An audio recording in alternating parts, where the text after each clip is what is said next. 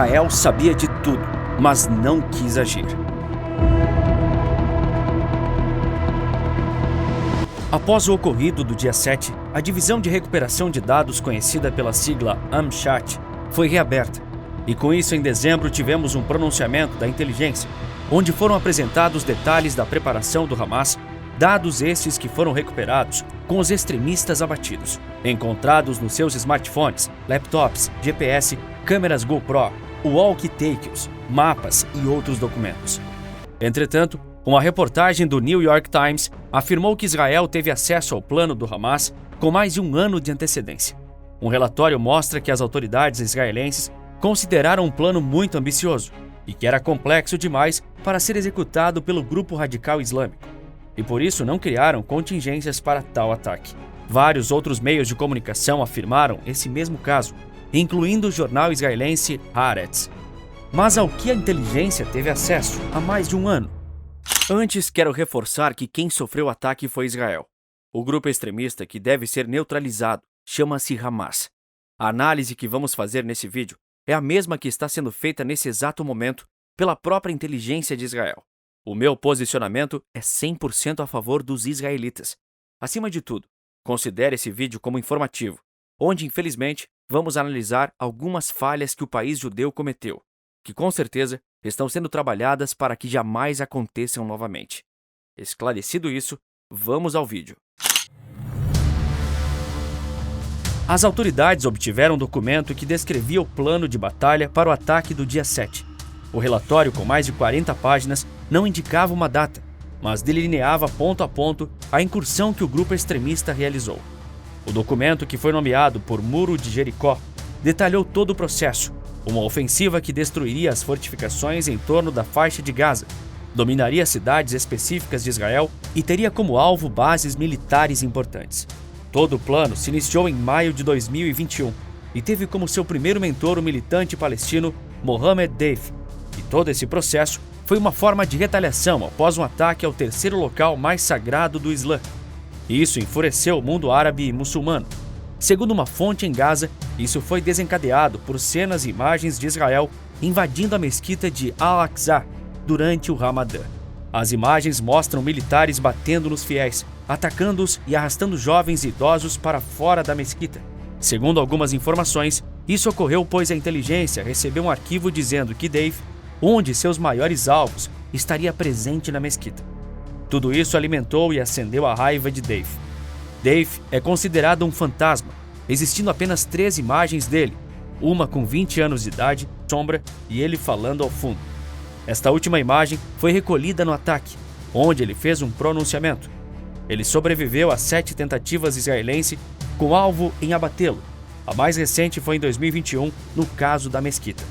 Já que após esse incidente ele sumiu e não se ouviu mais falar dele até o dia 7 de outubro. A gravação, onde aparece apenas a sua sombra, foi transmitida por um canal de TV do Hamas, onde anunciaram que Dave iria falar no sábado, como ele raramente fala, e nunca aparece em público.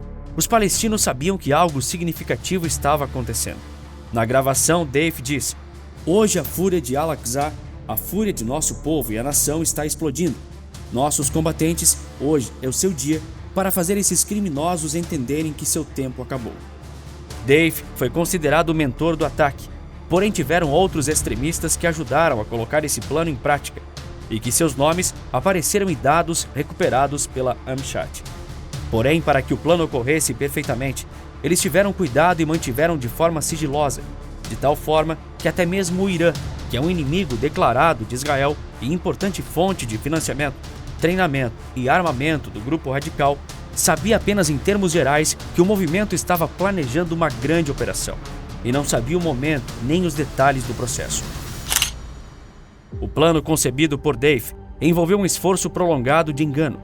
Israel foi levado a acreditar que o Hamas não estava interessado em iniciar um conflito e, em vez disso, estava concentrado no desenvolvimento econômico de Gaza, onde o movimento é o poder governante. Porém, enquanto o país abaixava a guarda e oferecia incentivos econômicos aos trabalhadores de Gaza, os combatentes do grupo extremista estavam sendo treinados e preparados, e segundo uma fonte, isso acontecia muitas das vezes à vista dos militares israelenses, mostrando dessa forma que o ocorrido do dia 7 poderia ter sido evitado em vários pontos, até porque foram 2 anos apenas de planejamento. Mas você deve estar se perguntando, quem é Mohammed Deif e como ele conseguiu criar um ataque desse nível? Vou dar um resumo breve sobre a vida dele e como ele conseguiu esse feito do dia 7. Nascido com o nome de Mohammed Masri, em 1965, no campo de refugiados de Khan Yunis, criado após a Guerra Árabe-Israelense de 1948, o líder extremista ficou conhecido como Mohammed Deif, após se aliar ao Hamas durante a revolta palestina que começou em 1987. Com isso, ele foi preso por Israel em 1989 e passou cerca de 16 meses na prisão. Deif se formou em ciências pela Universidade Islâmica de Gaza, onde estudou física, química e biologia. Subindo na hierarquia do grupo extremista, ele desenvolveu a rede de túneis do grupo e aperfeiçoou a sua experiência na fabricação de bombas, entre outras coisas. Ele está no topo da lista dos mais procurados do país há décadas, sendo considerado pessoalmente responsável pela morte de dezenas de cidadãos em atentados. Por conta disso, ele permanece na sombra e é considerado um fantasma. Fontes do Hamas disseram que ele perdeu um olho e sofreu ferimentos graves em uma de suas pernas durante um conflito. Sua esposa e filhos faleceram durante um ataque. Após isso, ele levou seu foco totalmente ao grupo extremista e sua sobrevivência enquanto comanda o braço armado do grupo conhecido como Al-Qassam. Isso lhe rendeu o título de herói palestino. Porém, tudo o que vemos dele hoje é sua sombra ao rosto mascarado. Uma fonte disse que ele não usa nada de tecnologia digital moderna, como smartphones. Ele é um fantasma real. Agora voltando ao dia 7. Qual é o seu ponto de vista?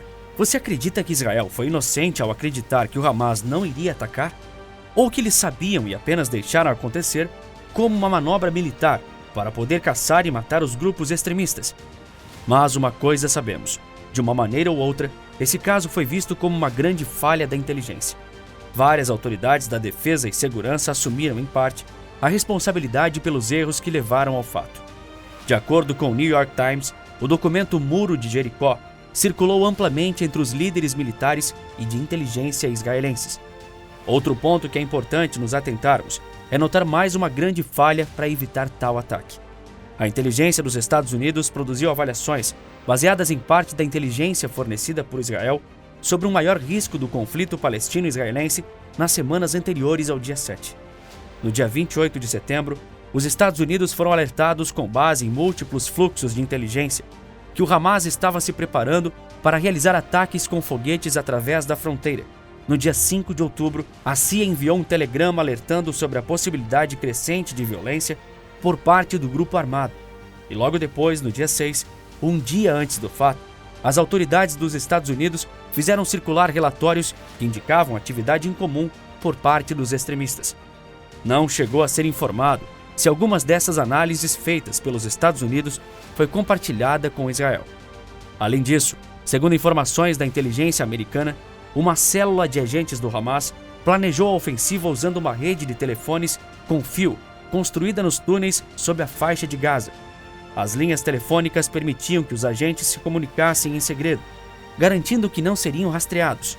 Durante os 2 anos de planejamento, a célula permaneceu nas sombras. Não usavam nada tecnológico para que os militares não pudessem rastreá-los, e assim permaneceram até a hora de convocar centenas de combatentes para lançar o ataque. Além disso, segundo o Hamshat, existiam infiltrados em Israel, pois nos arquivos recuperados dos combatentes inimigos existia um desenho feito à mão, com detalhes precisos do posto militar avançado em Nahal Oz, um dos postos militares atacados. Além disso, existiam rotas e documentos que apenas pessoas internas poderiam ter acesso. Como alguns palestinos trabalhavam em Israel, a inteligência acredita que alguns deles devem ter conseguido acesso aos arquivos e vazado para o grupo extremista, mostrando as fragilidades na defesa do país. Uma coisa é certa: desde o ocorrido, os conflitos não pararam. Vários ataques fazem com que o país se mantenha fragilizado após o dia 7, sem contar que os líderes do país demonstraram muita raiva. Disseram que irão caçar todos os envolvidos, mostrando assim que eles realmente acreditavam que o grupo queria paz e procurava reerguer Gaza, e usaram essa incursão de forma traiçoeira para desestabilizar Israel, os deixando vulneráveis e frágeis a novos conflitos. Após o ocorrido, o país fez uma forte investida contra Gaza, eliminando inúmeros extremistas e protegendo seu território. Mas mesmo assim, a possibilidade da união do grupo Hamas e Hezbollah pode trazer grandes conflitos no futuro. É fato que nunca podemos culpar alguém por praticar o bem. Israel agora está buscando justiça em acabar com a ameaça desses grupos. Esse vídeo traz apenas como se desenrolou os ataques do dia 7, nos quais a própria inteligência israelita com certeza está fazendo. Espero que tenha gostado dessa minha análise. Deixe nos comentários o que você acha. E assim que tivermos mais notícias, trago aqui para vocês. E bem, você provavelmente não conhecia o Maestria antes desse vídeo. É uma honra ter alguns minutos da sua atenção e poder trazer informações de qualidade para você. Como você sabe, o YouTube é um pouco difícil para quem está começando. Acaba sendo um desafio a mais. Por isso, se você gostou do vídeo e acha que mereço, conto demais com a sua inscrição e o seu like. Fique à vontade para comentar a sua visão sobre o conflito entre Israel e Hamas. Vou ler todos os comentários. E uma última coisa, você sabia que o vice-líder do Hamas foi apagado? E isso pode trazer consequências fora do normal para o país? É o que vou te contar no vídeo que está aparecendo aqui na sua tela. É só clicar que eu te vejo lá do outro lado em poucos segundos. Por esse vídeo é isso. Te vejo na próxima batalha.